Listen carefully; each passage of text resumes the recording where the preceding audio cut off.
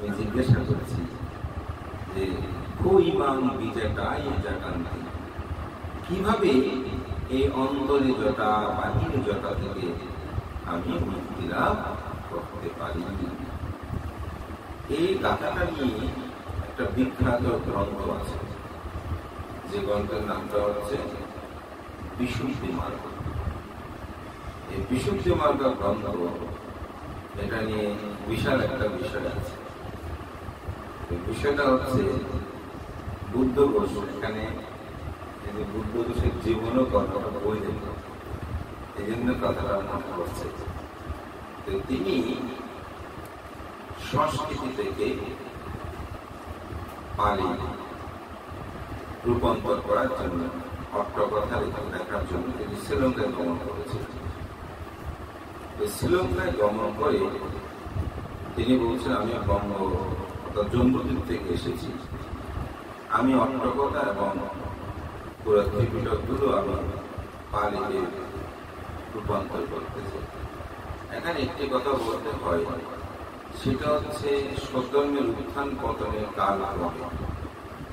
পালি ভাষা কিন্তু সব সংস্কৃতিতে রূপান্তরিত হয়েছিল বৌদ্ধ সাহিত্যে, সেগুলো পরবর্তীতে আবার পালি সাহিত্যে রূপান্তরিত হয়েছে। সেই জন্য বলছে আমি এই কাজে এসেছি। তখন তার পাণ্ডিত্য পরীক্ষা করার জন্য বলে যে বুদ্ধ যে গাথাটা বলেছেন, অন্তর জটা বাহিনীর জটা থেকে মুক্ত হওয়ার জন্য কি করতে হবে। তখন বুদ্ধ তার একটা উত্তর দিয়েছে। উত্তরটা হচ্ছে কি, আমি প্রথমে গাথার উচ্চারণ করেছি, সিলে পাটিঠায়ু নারো সাফায়ু চিত্তাং পায়াং সাফাবয়া আতাপি নিপাকো বিক্ষো সুইমাং বিজটায় জাকাতি। ওই যে প্রশ্ন করেছে অন্তর্জটা বাহির জটা থেকে কিভাবে মুক্ত হয়, তখন বুদ্ধ তার উত্তর প্রদান করলেন কাকে, ওই দেবতাকে। সে দেবতাকে বললেন, শিলে প্রতিষ্ঠিত হয়ে নর প্রজ্ঞাবান সাধনার বিদর্শন দুপুরে দেয়ান শিলবান প্রজ্ঞাবান ভিক্ষু সেজন তিনি করিতে পারে জটার উচ্ছেদন। এখানে বলছে কি, শিলে প্রতিষ্ঠিত হয় নর প্রজ্ঞাবান, নর মানে কি মানুষ, যিনি শিলের মধ্যে প্রতিষ্ঠিত হবে নর প্রজ্ঞাবান, যে কোনো মানুষ হতে পারে, মানুষের মধ্যে জ্ঞান থাকতে হবে, সমাধি আর বিদর্শন দুপুরে জ্ঞান, তাকে সমাধি এবং বিদর্শন দুই করে ধ্যান শিলবান প্রজ্ঞাবান ভিক্ষু সেজন।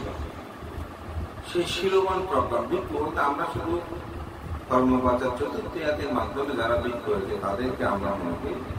আসলে ভিক্ষু বলতে যিনি নির্বাণ সাধনায় বিচরণ করে, সেটা কিন্তু ক্ষেত্র বিশেষে একজন দায়কও যদি নির্বাণ সাধনা, সেও ভিক্ষু শব্দটা কিন্তু অনেক সময় বলতে বুঝিয়েছে। সেজন্য শিলবান প্রজ্ঞাবান ভিক্ষু সেজন তিনি করিতে পারে জটার উচ্ছেদন। এটাকে ব্যাখ্যা করার জন্য ওই শ্রীলঙ্কা, এটা বুদ্ধের পরিনির্বাণে বহু পরে, যখন বুদ্ধ সেখানে গেলেন তখন তাকে বললেন যে আপনি তো এগুলো শিক্ষা অর্জন করতে এসেছেন, আপনি পালিতে রূপান্তর করবেন, অট্টকথা লিখবেন, তাহলে এই গাথাটার আপনি একটা ব্যাখ্যা লিখবেন। তিনি কি বলেছেন, এই গাথাটার ব্যাখ্যা লিখতে শুরু করলেন। তো লিখতে লিখতে উনি লেখা শেষ হলো। শেষ করে তিনি তারপরের দিন সঙ্গের কাছে উপস্থাপনা করলেন, তিনি সঙ্গ প্রদান করলেন। তিনি রেখে যখনই বাথরুমে গিয়েছে, রুমের মধ্যে বাথরুম থেকে এসে বইটা খুঁজে পায় না। তখন তার এবং হাতে লিখেছে, অনেকক্ষণ খুঁজলো, রুমেরও তো দরজা বন্ধ, কিন্তু এটা গেল কোথায় সে কোনো কারণ বুঝতে পারে না। আচ্ছা, দ্বিতীয়বার আবার লিখতে শুরু করলো। লিখতে লিখতে লেখা যখন শেষ হলো, তখন আগামীকাল আবার সঙ্গকে তিনি প্রদান করবেন। এটা চিন্তা করে বইটা খুব যত্ন করে রেখে রুম থেকে বের হয়েছে, কোথায় গিয়েছে, ফিরে এসে দেখে বইটা নাই। এগুলো হাতে লেখা। যেমন আমার নিজেরও ব্যক্তিগত ছোটখাটো লিখা প্রবন্ধ বা ছোট বড় লেখা, যেগুলো কোথাও পাচ্ছি না, আর লেখা শুরু করতেছি না। কিন্তু ওনার কেমন ধৈর্য এরকম, এখন 2টা বই হারিয়ে গেল, এখন 3য়বার আবার লিখতে শুরু করলো, লেখা শেষ করলো, এবার বইটা তিনি গোবরের মধ্যে রেখে আর কোথায় সারাটা রাখে, যেহেতু বারবার এটা হারিয়ে যাচ্ছে। তখন সঙ্গকে বলল, এই সঙ্গ আমি আগামীকাল এই বইয়ের ব্যাখ্যা, এই গাথার ব্যাখ্যাটা আমি লিখেছি আপনাদের প্রদান করবো। সঙ্গ সম্মেলন হলো, তিনি তার যে ব্যাখ্যাটা লিখেছেন, কিন্তু এটা বগলের মধ্যে তিনি সাথে সাথে রেখে দিয়েছেন, কোথায় রাখে না, প্রধান না করা, যেহেতু 2বার হারিয়ে গেছে। যখন সঙ্গের সম্মুখে বইটা তিনি ভান থেকে গুছিয়ে দিচ্ছে, বুঝিয়ে দিচ্ছে, যখনই ভানতে স্পর্শ করলো, সাথে সাথে বাকি 2টা বইও চলে আসলো। তখন 3টা বই হয়ে গেছে। 3জনকে 3টা বই দিয়ে পড়তে শুরু করলো, একজন পড়তে শুরু করলো। দেখা গেল যে বাকি 3টা বইয়ে একই লাইন, একই শব্দ, একই পাতা, আমরা যেরকম বই প্রিন্ট করি যেরকম হয়, এক পাতা যেরকম, ঠিক 3টা সেরকম, অর্থ, ব্যাখ্যা, শব্দ কোনো ব্যতিক্রম নাই। সবাই এটা অবাক করে। কথিত আছে বুদ্ধ ঘোষ অনাগতে তিনি আর্য মিত্র বুদ্ধ হবেন বলে অনেকেই এটা মন্তব্য প্রদান করে। এই বুদ্ধ ঘোষে তিনি কিন্তু কি করেছেন, যে বৌদ্ধ সাহিত্যে তিনি অসাধারণ পাণ্ডিত্যপূর্ণ কর্ম সম্পাদন করেছেন। আজকে যে আমরা ত্রিপিটকের বিভিন্ন অট্টকথা পাই, এগুলো কিন্তু তিনি রচনা করেছিলেন, এবং বেশিরভাগ প্রায় 5 ভাগের 6-7 ভাগ উনি একাই রচনা, মানে 10 ভাগের মধ্যে 6-7 ভাগ উনি নিজেই একা রচনা করেছেন। আজকে যে আমরা বৌদ্ধ ধর্মের অনেকগুলো শব্দ, অনেকগুলো বিষয় ব্যাখ্যা আমরা পাচ্ছি, যেমন পাটিসংহিতা মার্গ। এই পাটিসংহিতা মার্গ কি, এটার যে ব্যাখ্যা, এটা কেন কিরকম, যে আমরা অট্ট কথা পাই ধর্মপদে, এই যে সুন্দর সুন্দর গল্প, এগুলো কিন্তু তিনি এই অট্ট কথা ভাষ্য করছিলেন। যার কারণে এই গাথাটার পুরো ব্যাখ্যাটা, আপনার বিশুদ্ধি মার্গ নামক যে গ্রন্থটা, এটাই মূলত তিনি রচনা করেছিলেন। ধর্মপ্রাণ কি উপাসক উপাসিকা কিন্তু অন্তরে জটা কি, বাহিরে জটা। অন্তরের মধ্যে জটা হচ্ছে কি, লোভ, দেশ, মোহ, মান, মৎসর্যতা, আমাদের মধ্যে যেগুলো আছে এগুলো হচ্ছে কি অন্তরে জটা। জটা কি করে মানুষকে দুঃখ দেয়, বোধহয় তুমি কথাবার্তা বলতে বলতে মানে এখন এই যে এক জটের মধ্যে বললাম বানতে, এখান থেকে বের হতে পাচ্ছি না। আমরা অনেক সময় এরকম বলি না, বানতে রাত্রে ঘুম হচ্ছে না, কেন বানতে বুঝলেন না, এই সমাজের এক জটায় পড়েছি, এমন বেজারে পড়েছি, সংসারের এত বেজার দেখি জটা না। এই জটা মনকে বিষাদময় করে তোলে, দুঃখাতুর করে তোলে। বুদ্ধকে প্রশ্ন করেছে, এই অন্তরের জটা থেকে কিভাবে মুক্তি লাভ করো, বাহিরে জটা কি। যেমন একজন উপাসক বলছে, বানতে আমার খুব ইচ্ছা হচ্ছে আমি ঠিক করে দেয়, কিন্তু এখন ছেলে মেয়ে সব ছোট, এখন মেয়ে একটা আছে, এখন বিয়ে দিয়ে নাই, এখন কি করবো বানতে, এই জন্য বানতে পারছি না। এটা কোন জটা? বাহির জটা। এরকম অন্তর্জটা বাহির জটা খুব সংক্ষেপে বলছে, যে এগুলোকে বিশ্লেষণ করে আরো অনেক গভীর করতে হবে। এই জটা থেকে আপনি কিভাবে মুক্তি লাভ করবেন? তখন আমাদের শিলে প্রতিষ্ঠিত হয়ে নরকরণ। প্রথমে আমাদেরকে শিলে প্রতিষ্ঠিত করবেন। আপনি যত দান করেন, যত বিত্তশালী হন, যদি শিল পালন না করেন, আপনি কোনোদিন শান্তি লাভ করতে পারবেন। আমার অনেক পরিচিত জনকে আমি দেখেছি, অর্থবিত্ত আছে প্রচুর, কিন্তু পরিবারে কোনো সুখ নেই।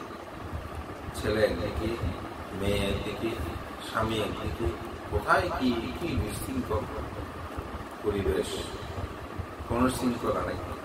তাহলে অর্থ আছে কিন্তু মানসিক সুখ নেই।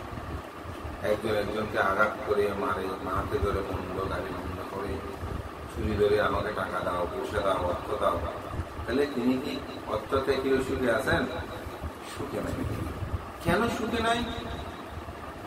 কারণ তিনি শিলবান। জমিতে আপনি চাষ করেছেন, খুব ভালো ফসল ফেলেছেন, কিন্তু আঁটি দেন নাই। আঁটি তো বুঝেন আয়। ওই জমির ফসলকে আপনি ঠিক মতো পাবেন, কিছুদিন পরে রোদ করলে শুকিয়ে যাবে, তখন ভালো ছাড়া রোপণ করলেও ভালো ফসল আপনি লাভ করতে পারবেন না। কেন? আঁটি দেননি বলে, পরিচর্যা করেননি বলে। এই আঁটিতে হচ্ছে শীল। এই জন্য আপনার দান করার আগে প্রথমে শীল গ্রহণ করেছেন। কেন? এই দানটা যথাযথভাবে ভোগ করার জন্য আঁটি গুরুত্ব দিয়েছেন। আপনারা বিশেষ করে প্রথম আলোতে ব্যাপারে বাম পাশে খুব অদ্ভুত কিছু কথা লিখেন। সেখানে দেখা যায় একটা কচ্ছপ, সেই 10 কোটি টাকার মালিক। একটা কুকুর 50 কোটি টাকার মালিক। এরকম দেখা দেখেন না আপনারা মাঝে মধ্যে? অর্থাৎ এই কচ্ছপটা যে লালন পালন করেছে, সে মৃত্যুর সময় তার নামে টাকাগুলো উইল করে দিয়েছে। এখন এগুলো চক্রবৃদ্ধি হারে কিছু যা বেড়ে হয়েছে, আর বাকিগুলো থেকে যেরকম বেড়ে গেছে। কুকুর ঠিক সেরকম, যিনি লালন পালন করতে এরকম। আমি আমেরিকাতে একটা জায়গাতে কুকুরের খবর দেখেছি। তা আমাকে বলতেছে, আমার সাথে যিনি ছিল একটা আইল্যান্ডার, দ্বীপের মধ্যে, ওখানে জায়গা দাম বেশি। তো বলে যে কুকুরের খবর দেখবেন মানতে। আমি কি বলেন কুকুরের খবর? বলে যে এখানে আমাদের কুকুরের খবর আছে, বলে খুব এক্সপেন্সিভ। আমি বলো যে একটু দেখানোর দরকার। উনি আমাদেরকে খুলিয়ে গাড়িয়ে ওখানে নিয়ে গেল। দেখলাম যে হ্যাঁ, ওখানে কুকুরদের খবর, কুকুরগুলোর নাম আছে, কুকুরগুলো কে লালন পালন করেছে, কুকুরগুলোর অভিভাবককে। এগুলো মানুষের যেমন মারা গেলে সাথে ওখানে কুকুরের জন্য এরকম ব্যবস্থা করা হয়েছে। তাহলে আপনারা বলুন তো, এই কুকুর কেন এত বহু সম্পদ লাভ করেছে? তো বুদ্ধ পরিভাষা বলছে, অতীত জন্মে এই কুকুর বহু দান করেছে, কিন্তু শীল পালন করে না। তার এই ফল কিন্তু আপনি পশু হলেও সেখানে লাভ করবেন। যার কারণে তিনি পশুকুলের মধ্যে উৎপন্ন হয়েছে, কুকুর হয়েছে, কচ্ছপ হয়েছে। এখন সেখানে এই বহু সম্পদ তিনি লাভ করছেন। আমাদের রাহুল খুব সুন্দর ধর্মদর্শনা করেছে, আজকে বলেছেন যে পাটাবি সাগর কায়া নিয়ান। আপনি যদি সমাধান করেন তাইলে সুমেরু পর্বত ধ্বংস না হয়ে যাবে, কিন্তু এই আনিসংস ধ্বংস পুণ্যের ফলটা আপনি লাভ করবেন। সেটা গুরু সাগর যেখানে জন্মগ্রহণ করেন, আপনি এই ভোগ সম্পদ কিন্তু আপনি লাভ করবেন। কিন্তু কুকুর গরু হয়ে এই ভোগ সম্পদের কোন সার্থকতা আছে না। কারণ কুকুর কখনো মানুষ হতে পারবে না, কিন্তু মানুষ মনুষ্যত্ব জ্ঞান অর্জন করতে পারবে। মানুষ এই দুর্লভ মানব জীবনকে সার্থক করতে পারবে, দুঃখ থেকে চিরমুক্তি লাভ করতে পারবে, কিন্তু একটা কুকুরের পক্ষে সেটা কোনোদিন সম্ভব নয়। সুতরাং মানুষ হওয়াটা কিন্তু বড় দুর্লভ, যার কারণে শীলময় জীবনযাপনকে বড় গুরুত্ব। আমার দেশনে আপনারা হয়তো অনেকে শুনেছেন, এগুলো সব অনলাইন হয়। আমি আর দেশের একবার বলেছি যে আমি চাঁদগাঁওবাসীকে একটা পরিবারের ফাঁড়ি দিয়েছি। ওনাদের প্রায় সময় ফাঁড় 70 বছর যতদিন বেঁচে ছিলেন, তা আমরা প্রায় সময় ফাঁড়ি যেতাম। একদিন ফাঁকে গেলাম, গিয়ে দেখি একটা কুকুর। কুকুরটা বিদেশি কুকুর। আমি উপাসককে বললাম, উপাসক আমার কুকুর একটা কোথায় দেখে নিয়ে আসছেন। বজবান্ত এটা আমার কুকুর না, আমার শালিকার কুকুর। বজবান্ত জানেন এই কুকুরের জন্য প্রতি মাসে 25,000 টাকা দেওয়া হয়। এগুলো কিন্তু 15 বছর আগে, 15-16 বছরের আগের কথা। তখন 25,000 মানে অনেক কিছু। তখন ওনার বিল্ডিং এর ভাড়া দিতে 12-13,000, এখন ওগুলো প্রায় 28-29,000 টাকা হয়েছে। তাহলে চিন্তা করে দেখেন কিরকম। বর্তমান এটার জন্য 25,000 টাকা মাসে খরচ করে। এটার জন্য খাবার আনে অস্ট্রেলিয়া থেকে, সাবান আনে কানাডা থেকে, এভাবে বিভিন্ন বর্ণনা দিল। ওনার শাড়িটা একটা ভালো জায়গায় আছে এখনো, মানে বাংলাদেশের মানে কয়েকজন এমডির মধ্যে উনিও কিনতে। যাই হোক, এখন আমি খুব অবাক। হ্যাঁ, আমরা মানুষ হয়ে তখন গার্মেন্টস কর্মীদের বেতন ছিল 4,000 টাকা, আমার এখনো মনে আছে। 3-4,000 টাকা এরকম বেতন, এখন হয়তো বাড়িয়েছে। তাহলে চিন্তা করে দেখেন 25,000 টাকা তখন কয়টা পরিবার চলত। আমি মনে মনে ভাবছি যে কুকুর অতীত জন্মে দান করেছে, সে দান সংকটটা কিন্তু ভোগ করছে। তো কুকুর হয়ে জন্মগ্রহণ করে দান ভোগ করার মধ্যে সার্থকতা নাই। সেজন্য আমরা শীলটা গ্রহণ করে তারপরে দান কর্ম সম্পাদন করি। এই যে কোনো পুণ্যকর্মগুলো আগে শীল কেন গ্রহণ করে? কারণ শীলময় জীবনযাপনের মাধ্যমে সেই সম্পদটা ভোগ করতে পারার মধ্যেই আনন্দ আছে, প্রীতি আছে। তাই একটি পরিবারে শীলময় জীবনযাপনটা খুবই গুরুত্বপূর্ণ। শীল যখন থাকবে, অন্তরের যে জটা আছে, বাহিরের যে জটা আছে, সেই জটাগুলো অপনোদন। যেমন আপনি এই বস্তুটা দেখেছেন, দেখে ইচ্ছে হচ্ছে এই জিনিসটা খুব সুন্দর, কোথায় পাওয়া যাবে না, টাকা দিলেও পাওয়া যাবে না, কি করতে পারি? এটা একমাত্র নিতে হলে আমাকে চুরি করতে হবে। তাহলে সোরের চিন্তা আপনার মনে হচ্ছে কোথায়? অন্তর। বাহিরে জটা এই বস্তুটা। এখন আপনি কি করবেন? যদি আপনি শীলে প্রতিষ্ঠিত হন, তখন বলবে যে না, এটা তো চুরি করা হয় না, তাহলে চুরি করলে আমার পাপ করে। তাহলে এই শীলটা যখনই গ্রহণ করেছেন, মনের মধ্যে যে জট উৎপন্ন হচ্ছে, শীল গ্রহণ করেছে বলাতে সাথে সাথে এটা চুরি করতে আর পারবো না। চুরি করতে পারবো না মানে ত্যাগ করলাম। ত্যাগটা যখন করেছে, আমার শীলটা পরিপূর্ণ হয়েছে। তাহলে আমার মনের মধ্যে যে জটা, সেটাও চলে গেল। এটা নেওয়ার জন্য হাত দিয়ে যে নিতাম বাহিরের জটা, সেটাও চলে গেল। তাহলে অন্তরের যে জটা, বাহিরের যে জটা, এই জটা থেকে মুক্ত হতে হলে আমাদেরকে প্রথমে শীল পালনটা করতে হবে। একটা পরিবারে যদি পঞ্চশীল প্রতিপালন করে, সেই পরিবারটা সুখময় হবে, শান্তিময় হবে। আপনারা অনেকে হয়তো ভাবতে আমরা চাকরি করি, ব্যবসা করি, মিথ্যা না বলে আমার দোকানে পাওয়া যায়, অন্যান্য শিল্পগুলো হলে এই কথাটা অনেকে আমাদেরকে বলবো।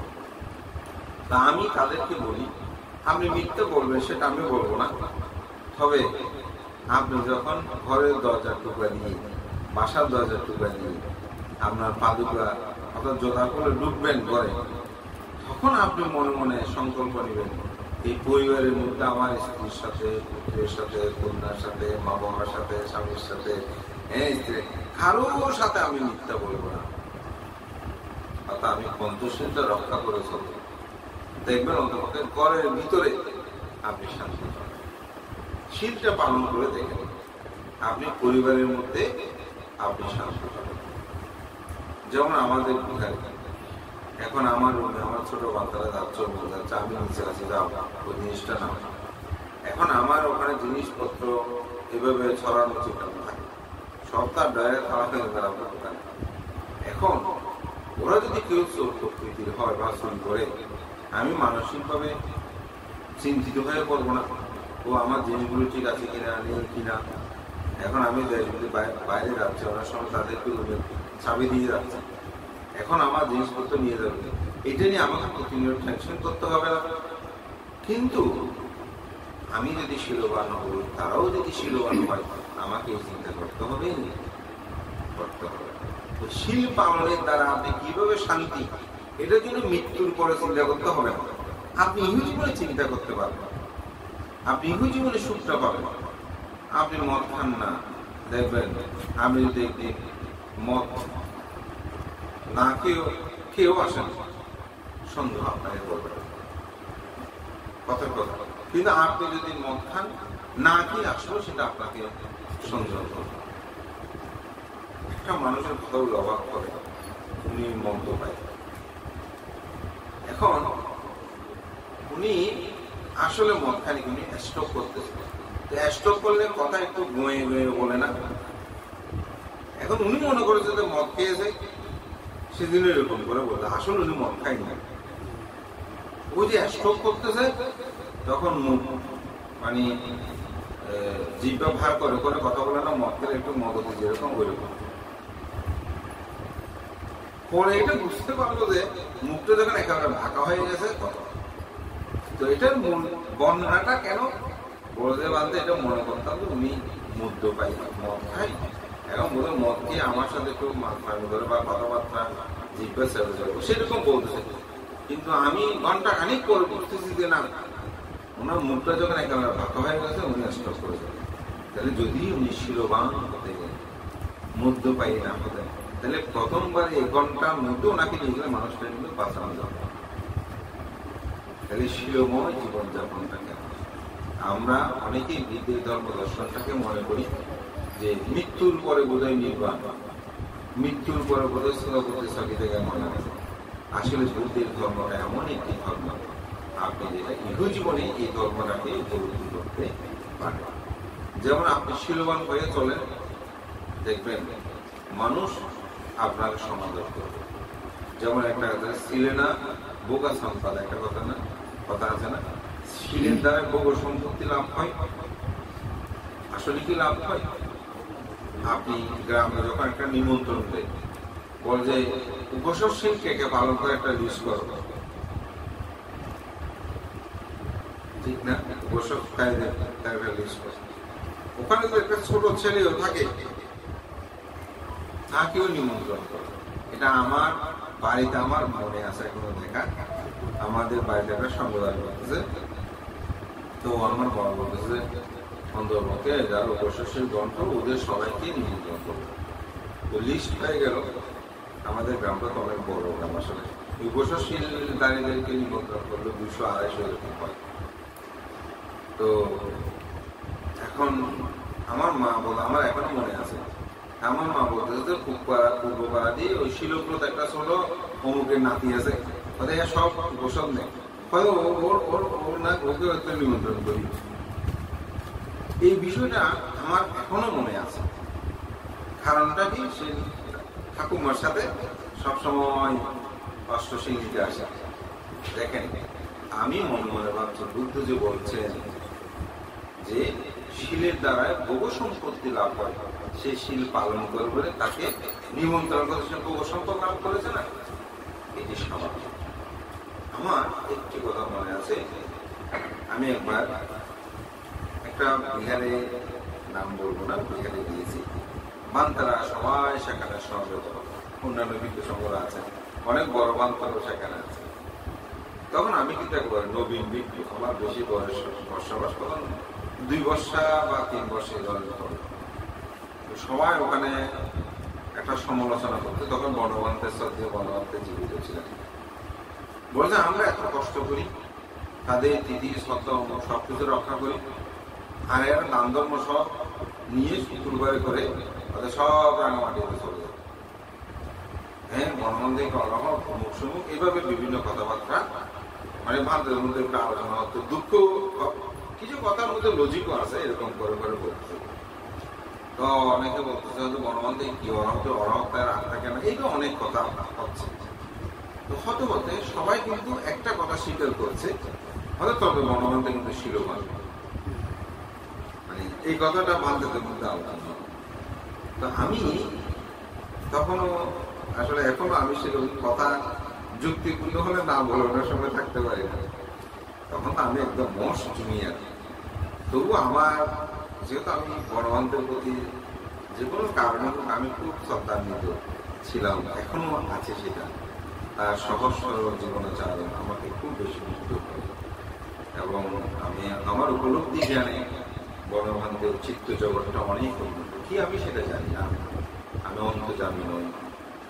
তো আমি কি করেছি, খাদ্য ভান্তে আমি একটু কথা বলতে চাই। ওনারা তো অনেকক্ষণ বলেছে, হয়তো দেখি বলো কি বলতে হচ্ছে তুমি। আমার ভান্তে আমরাও একটু আগে সংবিধানে একটা দেশনা করেছি। সে দেশনায় আমরাও বলেছি যে শিলেনা সুগতি জ্ঞানতি শিলেনা বোকা সম্পাদা শিলেনা নিপুণি জ্ঞানতি তাসমা শিলান দুসলে। এটা বুদ্ধের কথা। এখানে দেশ সৌভাগ্যক্রমে দেশনাটাও সেদিন সেই গাথাটা ওখানে আবৃত হয়েছে। হ্যাঁ বললাম ভাবতে বুদ্ধ বলেছেন, আমরাও বলি যে শিলেনা সুগতি জ্ঞানতি শিলেনা বোকা সম্পাদা। শিলের দ্বারা মানুষ সুগতি প্রাপ্ত হয়, শিলের দ্বারা মানুষ ভোগ সম্পদ লাভ করে। আমরা শিখতে দিয়েছি বলতে কাকে, দায়িত্বকে, যে তোমরা শিলবানকে দান করো, তোমাদের বেশি ভিন্ন হবে। আমরা যেহেতু বানতে বলতেছি, দায়িত্বকে শিখতে দিয়েছি, দায়িত্ব তো আমাদের কথা মানতেছে, দায়িত্ব আমাদের কথা মানতেছে। যেহেতু আপনারা এখন আলোচনা এতক্ষণ পর্যন্ত বলছেন বনবান্তে কিন্তু খুব শিলবান, এটা নির্দিষ্ট মার্গকে লাভ করে নাই, অনেক কথা হয়েছে, কিন্তু আপনারা বলেছেন বনবান্তে শিলবান। শিলবান্তের দায়করা আমাদের কথা শুনে শিলবান যেখানে দেখতেছে সেখানে গিয়ে দান করতেছে। অবাক করার বিষয়, সাথে সাথে সকল ভিক্ষু সংঘ যারাই বিরোধী কথাবার্তা বলেছে ওরাও আমাকে বলতে শিলবান্তে অনেকে তো ছেলে হয় তোমার আজ দেশনা পাবো, তুমি কিন্তু একটা খুব সুন্দর যুক্তি কথা বলো। আমাকে এভাবে এই স্মৃতিটা আমার এখনো মনে পড়ে, আশীর্বাদ লাভ করেছিলাম। বলে হ্যাঁ অবশ্যই। তখন পুরো সব উল্টে গেছে, মানে আলোচনা সমালোচনার বিষয় উল্টে গেছে। আমিও ক্ষমা টমা চাই, যেহেতু সঙ্গের সামনে কথা বলছি, আমি বসে গেলাম। সবাই বলতে হ্যাঁ মানতে শিলবান, সেজন্য মানবতা শিলের ধারা আপনি বড় সম্পদটা লাভ করতে পারেন। এই জন্য শিলের প্রতিও আমাদের গুরুত্ব দেওয়াটা খুব দরকার। প্রত্যেকের জীবনে আপনি যখন এই পঞ্চশীলটা পালন করবেন, দেখবেন আপনার পরিবারের মধ্যে শান্তি আসবে। অনেকে আমাদেরকে বলে ভাবতে আমার তো টাকা নাই, এরকম দান করতে পারি না। আমি তাদেরকে বলি বাসিকা দান করতে পারেন না, দান সম্পন্ন ঠিক আছে, কিন্তু শীল তো আপনি পালন করতে পারেন। দানের চেয়েও কিন্তু শীল গুরুত্বপূর্ণ। মানতে কেন গুরুত্বপূর্ণ? ওই যে বলা আপনি দান করে তো কুকুরগুলি উৎপন্ন হবে, তাই না? যদি শীল পালন, কিন্তু শীল যদি পালন করেন আপনি মানুষের জন্মগ্রহণ করেন, ব্রহ্মলোকে যাবেন, দেবলোকে যাবেন, কিন্তু হয়তো আপনাকে দরিদ্র হবে। কিন্তু দরিদ্রটাকে কাটিয়ে দেওয়া যায় যখন আপনি সেই জগতে পুণ্যকর্ম করবেন, সৎ কাজ করবেন, তখন সেটাকে কিন্তু ওভারকাম করা যাবে। কিন্তু গরু ছাগল হয়ে যদি জন্মগ্রহণ করেন, সেখানে তো পুণ্য করার কোনো সুযোগ নাই, চেতনা নাই। সেজন্য দান করার সাথে সাথে আপনার শিলময় জীবনযাপন করবেন এবং পরিবারের মধ্যে প্রতিদিন 5 মিনিট করে ধ্যান করবেন। আমি সেদিন খুব খুশি হয়েছে, একটা মেয়ে, ছোট মনে বলা যায় না, 8ম শ্রেণীতে 9ম শ্রেণীতে পড়ে, তো সেই খুব চঞ্চল। তা আমি তাদের বাসায় যখন আমি গিয়েছিলাম, তাকে বলেছি তুমি প্রত্যেকদিন বন্দনা করতে বসার আগে তুমি 2 মিনিট হলো ধ্যান করবে। তো সে আমাকে বলতেছে মানতে আমি এখন 2 মিনিট ধ্যান করি, ধ্যান করে আমার চিত্তটা ভালো, আমি করি। তো মানতে 1 ঘন্টা পর আবার মন চঞ্চল হয়ে যায়। আমি বললাম তখন আবার 2 মিনিট ধ্যান করবে। এই কিছুদিন আমাদের রাহুল ছিল সাথে, আবার 2 মিনিট ধ্যান করবে, তখন মনটা আবার শান্ত হবে। দেখেন স্থিরতা, চিত্তের স্থিরতা। চিত্ত যখন চঞ্চল হয়, জবর হয়, তাকে স্থির করতে এই সমাধি।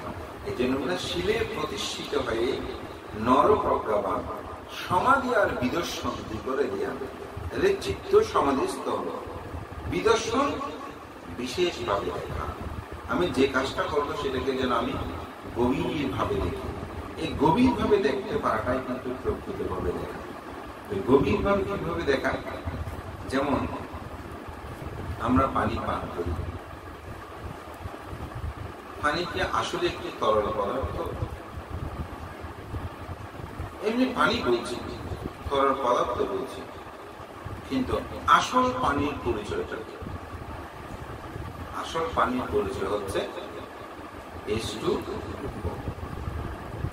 এই পানিকে যখন আপনি বিক্রিয়াকরণ করবেন, বিভাজন করবেন, তখন আমরা কি পাবো? হাইড্রোজেন এবং অক্সিজেন। আমরা দেখেছি কি চর্মচক্ষে পানি, কিন্তু বিজ্ঞান চক্ষে এটাকে বলছে দুটি বাতাস।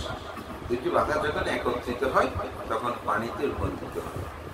এই বাতাসটাকে দেখা হচ্ছে প্রকৃষ্ট রূপে দেখা। আর পানি যেটা বলছে এটা সাধারণভাবে বলছি, চর্মচক্ষে বলছি, মা বাবা শিখিয়েছে সে অর্থে বলছে এটা পানি পানি। কিন্তু পানির গভীরতা যখন আমি দেখবো তখন সেখানে কি পাবো? হাইড্রোজেন এবং অক্সিজেন।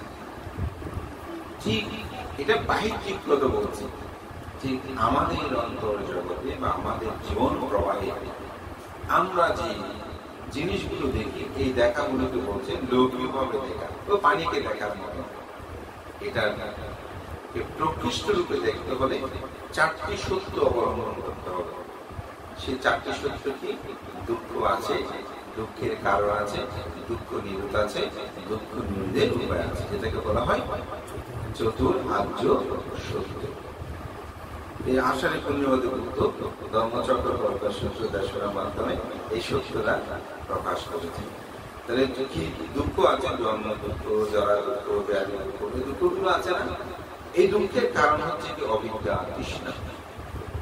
এই দুঃখ নিরোধ, অবিদ্যা তৃষ্ণা নিরোধ করে দুঃখ নিরোধ।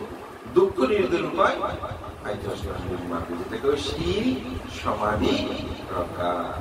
তাহলে শীলে প্রতিষ্ঠিত হয়ে নর প্রজ্ঞাবান সমাধি আর বিদর্শন। এই বিদর্শন মানে কি? প্রজ্ঞা, বিশেষভাবে দেখা, ঠিক না? শীলবান প্রজ্ঞাবান ভিক্ষু সেজন তিনি করিতে পারে জটা ছেদন। সে মানুষের পক্ষে সম্ভব জটাকে ছেদন করা। আজকে যে দানময়, শীলময়, পুণ্যময় কর্ম, এই কর্মগুলোর মাধ্যমে আপনারা কি করতে পারবেন? অন্তর জগৎ, বাহির জগৎকে ছেদন করা। যেমন আজকে কি ছেদন করলাম? এই যে এতগুলো অর্থ মৃত্যু খরচ করছে না, এগুলোর প্রতি কি আকর্ষণ নাই? এগুলো অনুপম বাবু তার সহযোগী তাদের এগুলো কষ্ট করে অর্জন করেছে না? এগুলোর প্রতি একটা আমাদের আকাঙ্ক্ষা থাকে না? অবশ্যই তাকে সম্পদ করবো। আজকে কি করছেন না? সে সম্পদ আমাদের সম্পদ দান করবো, আমার আত্মীয় স্বজনকে দান করবো। তাহলে সেগুলো দান করতে গিয়ে চিত্তের মধ্যে একটা আনন্দ উৎপন্ন হয়েছে না? এতদিন যে সঞ্চয় করার একটা চেতনা, এখন ত্যাগের একটা আনন্দ। এই ত্যাগের আনন্দটাই যখন অন্তর জগতের মধ্যে উন্মোচিত হতে জটা ছেদন হয়েছে। এই জটা ছেদন করে আপনার কি লাভ হয়েছে? যেমন আজকে 50,000 1 লক্ষ টাকা আপনাকে খরচ করেছে না? যদি কোনো ক্রমে আগামীকাল অনুপম বাবু থেকে 500 টাকা হারিয়ে যায়, অনুপম বাবুকে দুঃখ পাবে বলে মনে হয়? আমার মনে হয় না। কারণ অনুপম বাবু তখন যদি ভাবে কালকে তো দান করলাম 50,000 টাকা, 1 লাখ টাকা খরচ করলাম, এই 500 টাকা জন্য এত চিন্তা করার দরকার। দেখবেন সাথে সাথে তিনি মানসিক শিক্ষা পাবেন। আর যদি তিনি 5 টাকা দান না করে যে মানুষ হয়, এই 500 টাকার জন্য পাগল হয়ে যাবে না? ঘরের মধ্যে অশান্তি সৃষ্টি করবে। হ্যাঁ, কিছু করতে না বলে দেখবেন কাপ প্লেট গ্লাস কিছু ভেঙে হলো ফেলবে, এরকম হচ্ছে না ঘরের মধ্যে? এই যে ত্যাগ জটা, এটিকে ত্যাগের মাধ্যমে মানুষ কিভাবে তিনি মানসিক সুখে সুখী হয়, দুঃখে দুঃখী হয়, এটাই এখানে তার প্রতীয়মান। মৃত্যুর পরেও এই ত্যাগ কিন্তু মানুষকে শিক্ষা দেবে। একটা মানুষ মারা গেলে বলতে বলতে আজকে আমারও মতো আছে, তবুও ফেলে আমরা এসেছি কেন মানতে? আমি এত অসুস্থ হয়েছিলাম যে উনি আমাকে 20,000 টাকা দিয়েছিল, আমাকে অনুধান করছে। তাহলে দেখেন ত্যাগটা কিভাবে মানুষকে কাজে লাগে। দান করে শুধু জন্ম জন্মান্তর ধনী হবেন তা না, আপনার ইহ জীবনেও এই দানীয় চেতনা আপনাকে সম্পৃক্ত করবে। যেমন আমরা কোনো সময় বান্তাদের কথা বলেছি, অশোকটা সমাজকর্মী ছিলেন, উনি বিহারের সেক্রেটারি ছিলেন, বিজ্ঞ সন্দেশ খেলা দিয়েছেন। আমি না চিনলেও কোনো না কোনো বিজ্ঞ সমাজকর্মী মানুষ না ওনার ওখানে যেতে হবে। এরকম কিন্তু আমরাও অনেক সময় আন্তরিক করি। অনেক সময় অনেক বান্তা ফোন করে আমাদের যে এখানে সবুজ বানাতাম সেক্রেটারি, খুব ভালো মানুষ আছে, অথচ আমি ওনাকে চিনি না জানি না, কিন্তু যখনই বলেছেন উনি সমাজের নিবেদিত মানুষ ছিলেন, সমাজের কাজ করেছেন, আমরা বোঝাও পাওয়া লোক মানুষের গরিব হইলেও কিন্তু খুব শিলবান আছে, দেয়ানি আছে। বিহারে সবসময় ওই যে অষ্টশীল মন্ত্রশীল প্রার্থনা কিন্তু মানুষ বেরিয়ে যেতে হবে। তাহলে ত্যাগ মানুষকে কিরকম করে মনোনয়ন করে, এই জন্য বুদ্ধির প্রকটন প্রত্যক্ষভাবে আপনি এটাকে উপলব্ধি করতে পারবেন। এটি নিজেদের জীবনে প্রয়োগ। আপনার ত্যাগ অনুচিত পরিবারের মধ্যেও দেখেন, যদি ত্যাগ থাকে আত্মীয় জ্ঞাতি স্বজন পরিবার পরিজন সে কথা বলবো। আজকে আমাদের নতুন সহ আপনারা সকলেই সমবেত হয়ে জ্ঞাতি স্বজনের মাতৃপিতৃ পূজা উপলক্ষে আয়োজন। তো আমি বলবো আমার বাবা বাবুকে তেমন জানার সৌভাগ্য আমার হয়নি, কিন্তু অনুপমের মা ছবি রানী বড়ুয়াকে আমার দেখার সৌভাগ্য হয়েছে। তিনি আমাদের বিহারীও, তিনি বিদর্শন ভাবনা কর্ম সম্পাদন করেছেন।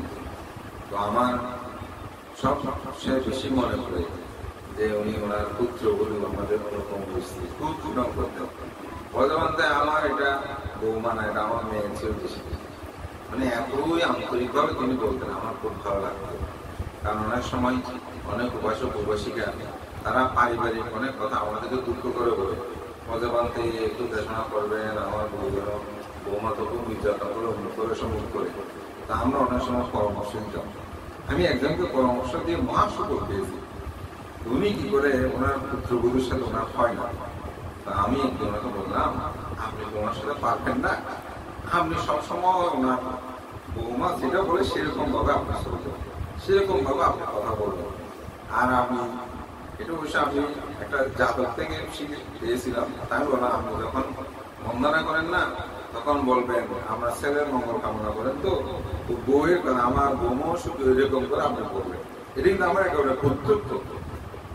উনি 3-4 মাস পরে এসে আমাকে বলতেছে, আমি তো এখন আমার বৌমা আমার কিছু দেখতে পাই। এই স্মৃতিটা আমার খুব মনে পড়ে যে আসলে মানুষের জীবন মৈত্রীটা কিরকম জিনিস। তো আমরা অনেক সময় এরকম কথা বলে পাশে বসা আছে, একজনে বলতেছে বৌমার গুণ, মানে গুণনম কথা, ওই রকম পাশে আমাদের ছবি রাখলে বসে গেছিলেন, ওই বলতে পারতে আমার বৌমা খুব ভালো এরকম। এই কারণে আমি বসে দেখতেও পারি যে সত্যি কথা, যে মাতা পিতা শ্বশুর শাশুড়ি যাদেরকে সেবা করি সম্মান করি গৌরব, এখন তো ওনারা নাই, আপনি চাইলে কেউ পূজা করার সুযোগ নেই। তাহলে যেটা করেছেন সেটা আমাদের মাধ্যমে এখনো আপনার সেই সেবা কর্ম বেঁচে আছে। উপাসীরা খুব ধার্মিক ছিলেন, শিলময় জীবনযাপন করতেন। বিশেষ করে এরপরে যেহেতু চাঁদ গাড়ি মৌলবাজার থাকতেন, মৌলবাজার আমাদের বিহারে যে কোনো ধর্মীয় অনুষ্ঠান দেখতেন। এবং অনুপম বাবু সে বিশেষ করে তাদের 2 কন্যা, তাদেরকে ধর্ম শিক্ষার জন্য গুরুত্ব করতেন। তারাও খুব প্রতিভাবান, আমাদের বিহারের যে কোনো ধর্মীয় অনুষ্ঠানের আয়োজন হলে তারা সেখানে প্রতিযোগিতা অংশগ্রহণ করতেন, তারা পুরস্কার লাভ করতেন। যাই হোক, আজকে এই মৌলিক অনুষ্ঠান আয়োজনের মাধ্যমে সেই প্রয়াত পিতৃ মাতৃপূজার ধর্ম প্রতিপালন আমি মনে করি একটা অনন্য দৃষ্টান্ত আপনার স্থাপন করেছেন। আমাদের পিতামাতাদের মাধ্যমে তো আমরা পৃথিবী দেখেছি, তাই তাদেরকে স্মরণ করে আমি মনে করি আমাদের কর্তব্য এই পূর্ণ কর্মগুলো সম্পাদন করা। তাই অনুপম বাবু এবং তার স্ত্রী সহ পরিবার পরিজন ভ্রাতা জ্ঞাতি যারাই আপনারা এখানে উপস্থিত হয়েছেন, আপনারা সকলেই তাদের আদর্শকে অনুসরণ করবেন। পিতামাতার আশীর্বাদ আপনাদের শিরে বর্ষিত হবে, আপনারা অবশ্যই সুকুমার জীবনযাপন করবেন। মহান সংসদ পক্ষ থেকে আশীর্বাদ প্রদান করি। আপনাদের সকলেই শ্রীবৃদ্ধি কামনা করে আমার নাতি দীর্ঘ ধর্মকর্তা এখানে শেষ করে সকল প্রাণী সুখী